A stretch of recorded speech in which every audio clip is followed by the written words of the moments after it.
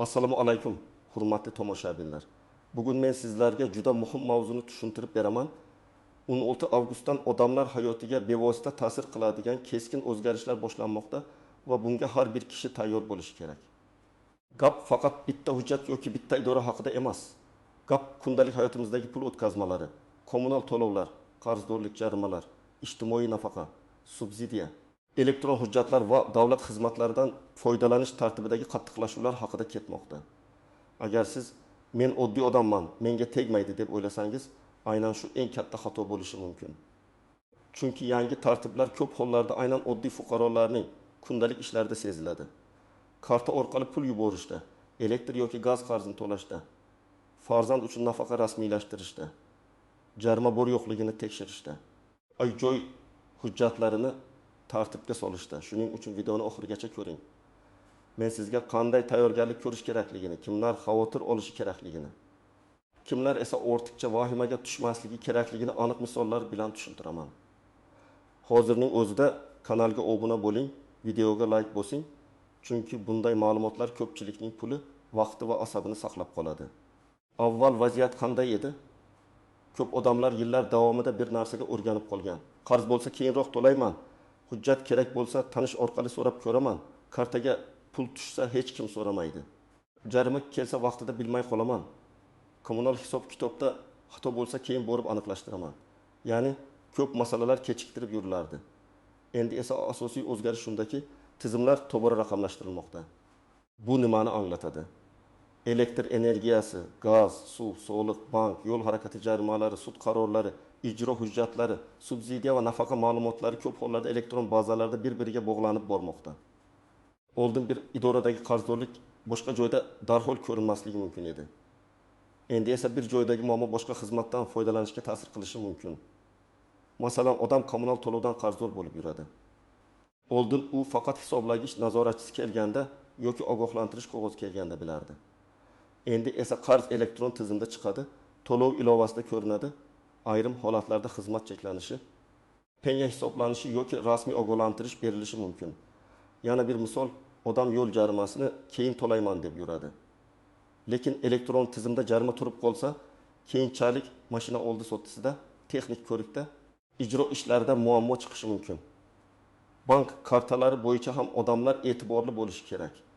Bugun ko'pchilik qarindoshiga, tanishiga, ustaga, ijarachiga, sotuvchiga karta orqali pul o'tkazadi. Bu normal holat.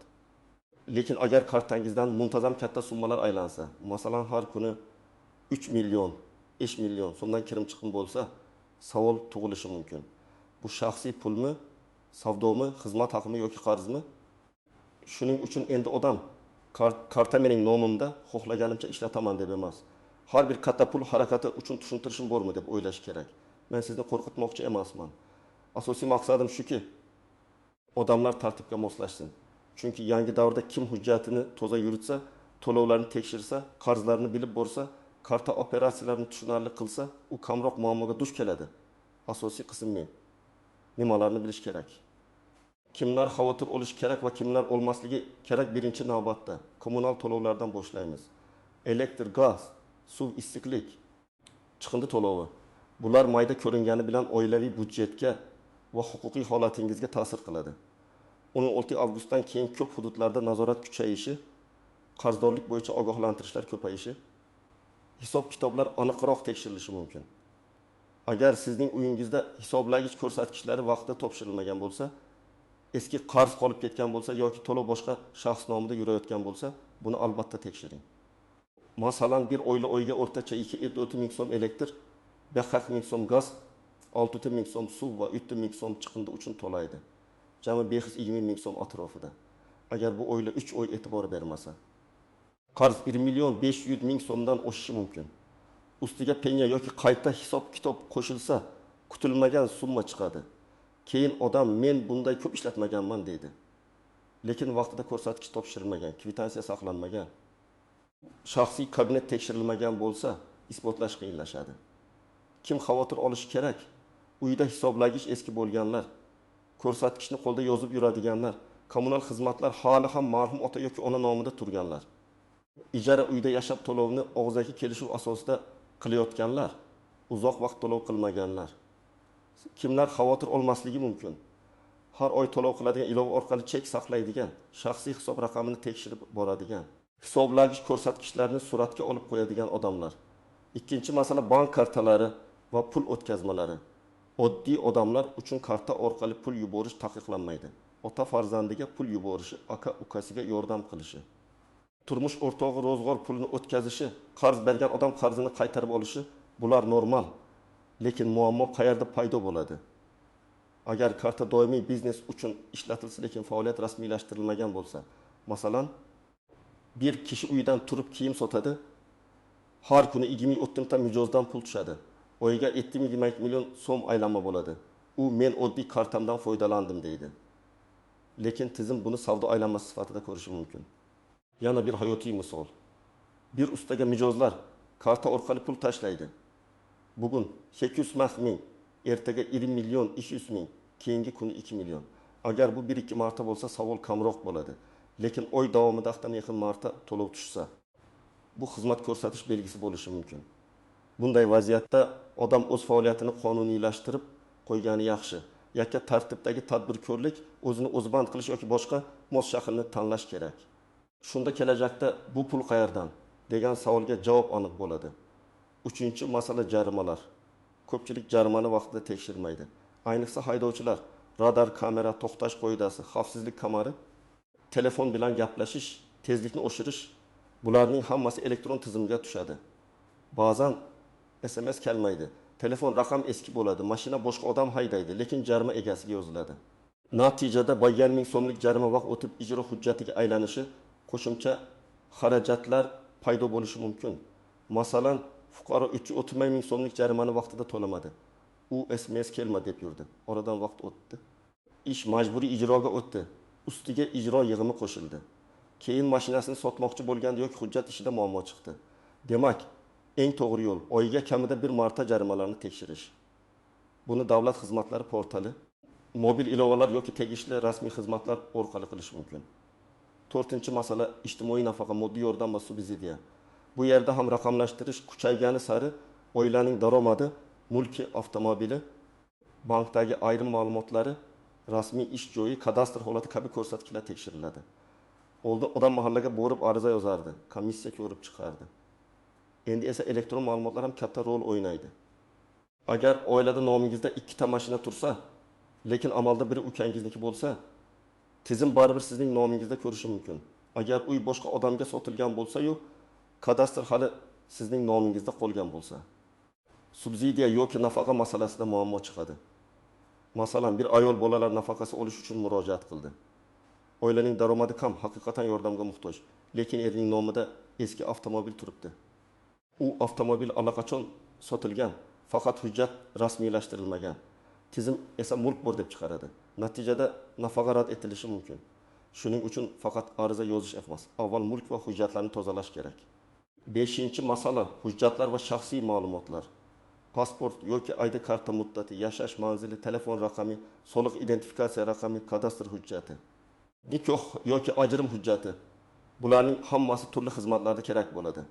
Agar ma'lumotlar eski bo'lsa, tizim sizni topmasligi, arizangiz qaytishi, SMS boshqa raqamga ketishi yoki muhim xabarni o'tkazib yuborishingiz mumkin. Ayniqsa telefon raqamingiz o'zgargan bo'lsa, bank, davlat xizmatlari, kommunal xizmatlar va boshqa tizimlarda uni yangilab qo'ying. Endi muhim nuqtalarni aytaman. Birinchi nozik jihat. Har bir pul tushumi darhol soliq muammosi degani emas. Agar sizga onangiz 20 million so'm yuborsa, farzandingiz kontrakt uchun pul olsa, qarindoshingiz qarzini qaytarsa, bu oddiy shaxsiy munosabat. Lekin muammo muntazamlikda va tushuntirish yo'qligida. Agar kartangizga har kuni begona odamlardan to'lov tushsa, izoh qismida hech narsa yozilmasa, bu savol tug'diradi. Shuning uchun pul yuborayotgan odam izohga qarz qaytarildi. Oila yordami, ijara to'lovi, xizmat haqi kabi tushunarli ma'lumot yozgani foydali. Ikkinchi nozik jihat ijara masalasi. Ko'p odam uyini ijaraga beradi, lekin shartnoma qilmaydi. Yaxshi odamlar vaqtida to'laydi deb ishonadi. Lekin ertaga kommunal qarz chiqsa, uy buzilsa, qo'shnilar shikoyat qilsa, soliq yoki boshqa masala paydo bo'lsa, og'zaki kelishuv yetarli bo'lmaydi. Ijara shartnomasini rasmiylashtirish ko'p hollarda uy egasini ham, ijarachini ham himoya qiladi.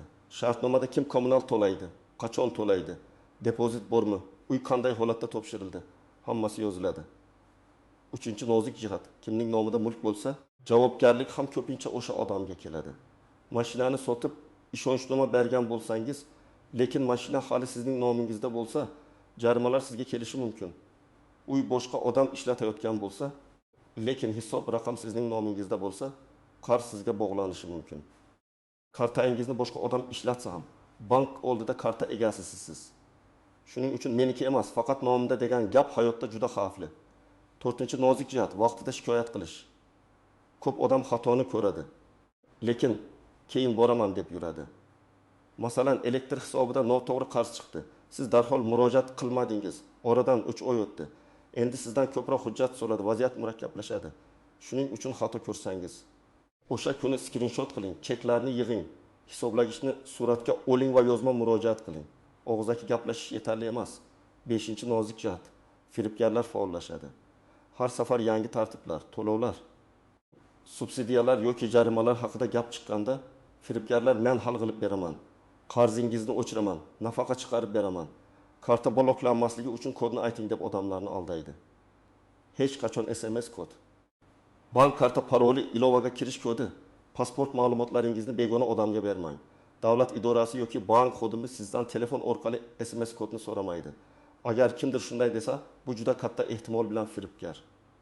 6-nozik jihat. Hamma narsani bitta kunda hal qilishga urinmang. Ba'zi odamlar bunday yangilikni eshitib vahimaga tushadi. Endi nima bo'ladi? Hammasi bloklanadimi? Jarima solinadimi? Yo'q. Tartibli odam uchun asosiy chora tekshirish va hujjatlarni joyiga qo'yish. Siz bugun kommunal qarzingizni tekshirasiz, ertaga jarimalarni ko'rasiz, keyin bank va hujjatlarni tartibga solasiz. Reja bilan ishlasangiz muammo kamayadi. Endi men sizga aniq qadamlarni beraman. Birinchi qadam, shaxsiy hujjatlaringizni tekshiring. ID karta yoki pasport muddati, yashash manzili, telefon raqami, oilaviy holat, kadastr ma'lumotlari to'g'riligini ko'ring. Agar biror joyda eski ma'lumot bo'lsa, davlat xizmatlari markaziga boring yoki my.gov uz orqali tekshirish imkoniyati bo'lsa, onlayn ko'ring. Hujjatlaringizning suratini telefonda saqlang, lekin begonaga yubormang. Ikkinchi qadam, kommunal to'lovlar bo'yicha to'liq tekshiruv qiling. Elektr, gaz, suv chiqindi va boshqa xizmatlarning shaxsiy hisob raqamlarini yozib oling. Har bir xizmat bo'yicha qarz bormi? Oxirgi to'lov qachon bo'lgan? Hisoblagich ko'rsatkich to'g'rimi? Tekshiring. Agar qarz chiqsa, avval uning nimadan paydo bo'lganini aniqlang. To'lov qilgan bo'lsangiz, chekni toping. Chek yo'q bo'lsa, bank ilovasidan to'lov tarixini yuklab oling. Agar xato bo'lsa, xizmat ko'rsatuvchi tashkilotga yozma murojaat qiling. 3-qadam, bank kartalaringizni tartibga soling. Nechta kartangiz bor? Qaysi biri faol, qaysi biri ishlatilmaydi? Kimdir sizning kartangizdan foydalanmayaptimi? Tekshiring. Ishlatilmaydigan kartani yopish ham foydali bo'lishi mumkin. Agar karta orqali savdo qilsangiz yoki xizmat ko'rsatsangiz, faoliyatingizni rasmiylashtirishni o'ylang. O'zini o'zi band qilish yoki tadbirkorlik shakllari bo'yicha soliq ilovasi soliq organi yoki davlat xizmatlari markazidan maslahat oling. Bu qo'rqish uchun emas, himoyalanish uchun kerak. 4-qadam, jarimalarni tekshiring. Agar mashinangiz bo'lsa, avtomobil raqami bo'yicha jarimalarni ko'ring. Agar mashina sotilgan bo'lsa, lekin hali sizning nomingizda tursa, masalani kechiktirmang. Xaridor bilan bog'laning. Rasmiy oldi-sotdi qiling yoki hujjatni to'g'rilang. Chunki ertaga kimdir qoidani buzsa, tizim sizni egasi sifatida ko'radi. 5-qadam, subsidiya yoki nafaqa olmoqchi bo'lsangiz, avval oilaviy ma'lumotlarni tayyorlang. Pasport yoki ID karta, nikoh guvohnomasi, farzandlarning tug'ilganlik guvohnomasi, daromad to'g'risidagi ma'lumot, kadastr hujjatlari, bank rekvizitlari kerak bo'lishi mumkin. Lekin eng muhimi, nomingizda turgan mulklarni tekshiring. Sotilgan, lekin rasmiylashtirilmagan mashina yoki uy-joy bo'lsa, bu sizga zarar qilishi mumkin. Mahallaga murojaat qilganda ham, davlat xizmatlari markaziga borganda ham hujjatlaringiz to'liq bo'lsa, ish ancha tez yuradi. 6-qadam. Barcha to'lov va murojaatlarni hujjatlashtiring. Chekni saqlang, skrinshot qiling, murojaat raqamini yozib oling. Agar idoraga borsangiz, og'zaki gap bilan cheklanib qolmang. Ariza yozing. Arizada ism, familiyangiz, manzilingiz, telefon raqamingiz, muammo mazmuni va ilova qilinayotgan hujjatlar ro'yxatini ko'rsating. Masalan, Mening shaxsiy hisob raqamimda noto'g'ri qarzdorlik aks etmoqda. 2024 falon sanada to'lov qilingan, chek ilova qilinadi. Qayta hisob kitob qilib berishingizni so'rayman.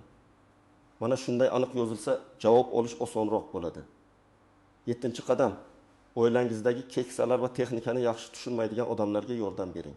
Ko'p firibgarliklar aynan ota-onalarimiz, buvijonlarimiz, oddiy telefon ishlatadigan insonlar atrofida bo'ladi. Ularga tushuntiring, hech kimga kod aytmang, kartani bermang, qarzingizni o'chirib beraman degan odamga ishonmang. Rasmiy idoraga o'zingiz yoki ishonchli farzandingiz bilan boring. Bu ham tayyorgarlikning bir qismi. 8-qadam, har oy uchun kichik nazorat kuni belgilang. Masalan, har oyning 20 sanasi tekshiruv kuni bo'lsin. Shu kuni kommunal to'lovlarni ko'rasiz, jarimalarni tekshirasiz, bank operatsiyalarini ko'zdan kechirasiz, muhim xabarlarni o'qiysiz. Bu 20-30 daqiqa vaqt oladi, lekin kelajakda katta muammoning oldini oladi. Demak, 16 avgustdan boshlab har bir odam e'tiborli bo'lishi kerak bo'lgan asosiy yo'nalishlar shular. Kommunal qarzdorlik, bank kartalaridagi pul harakati, jarimalar, subsidiya va nafaqa hujjatlari, mulk va shaxsiy ma'lumotlarning to'g'riligi. Eng katta xato menga tegmaydi deb beparvo yurish. Eng to'g'ri yo'l hammasini oldindan tekshirish, hujjatlarni tartibga solish va rasmiy yo'l bilan ish qilish. Men ekspert sifatida sizga shuni aytaman. Bugungi davrda muammo kuchli odamda emas, tartibsiz hujjatda chiqadi. Kimning cheki bor, arizasi bor, hujjati to'g'ri, to'lovi aniq, faoliyati rasmiy bo'lsa, u o'zini ancha xotirjam his qiladi. Kim hammasini og'zaki kelishuv, tanish bilish yoki keyin ko'ramiz bilan yuritsa, ertaga ortiqcha xarajat va asabiylashishga duch kelishi mumkin. Sizningcha bu o'zgarishlar oddiy odamlar uchun foydalimi yoki ortiqcha qiyinchilik tug'diradimi? Fikringizni izohlarda yozing. Agar video foydali bo'lgan bo'lsa, albatta like bosing, yaqinlaringizga yuboring va kanalga obuna bo'ling. Chunki men sizlarga oddiy tilda, hayotiy misollar bilan eng kerakli ma'lumotlarni yetkazishda davom etaman.